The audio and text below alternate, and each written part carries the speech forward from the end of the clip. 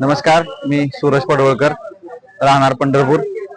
आज मी तहसील कार्यालय सांगोला येथे बेमुदत आमरण उपोषण करण्यासाठी बसलेलो आहे. तरी माझ्या प्रमुख प्रमुख मागण्या अशा आहेत की सांगोला येथील सराईत गुन्हेगार आणि गुटखा माफिया दिलीप मस्के याच्यावर जो 22 तारखेला गुन्हा दाखल झालेला आहे त्या गुन्ह्यात त्याला अटक करावी, तसेच याचे अवैध धंदे कायमस्वरूपी बंद करावेत आणि या सराईत गुन्हेगार दिलीप मस्केवर जिल्ह्यात तसेच इतर जिल्ह्यात गंभीर स्वरूपाचे गुन्हे दाखल आहेत. त्या अनुषंगाने त्याच्यावरती प्रतिबंधित कारवाई करण्यात यावी.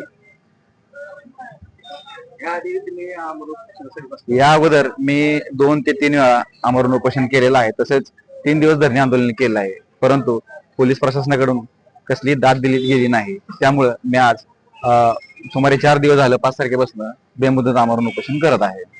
आतापर्यंत पोलीस प्रशासनाने कोणती कारवाई केलेली आहे? पोलीस प्रशासनाकडून नुसतं आश्वासनच भेटलेलं आहे. जो दिलीप मस्के नावाचा मुख्य आरोपी आहे त्याला काय अजून अटक झालेली नाही.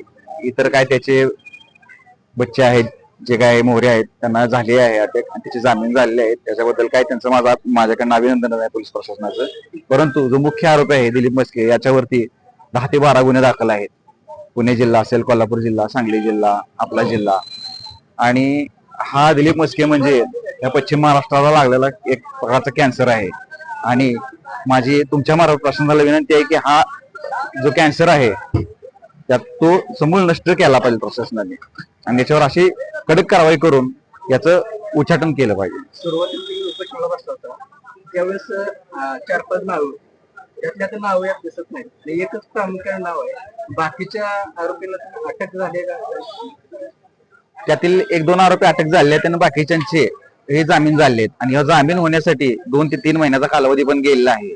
आणि या कालावधीत प्रशासनानं पोलिसांनी या आरोपींना अटक करणं गरजेचं होतं, परंतु त्यांना अटक झालेली नाही आणि त्यामुळे कोर्टातून यांचे जामीन झालेले आहेत. त्यामुळे त्यांची नावं त्यातून काढलेली आहेत.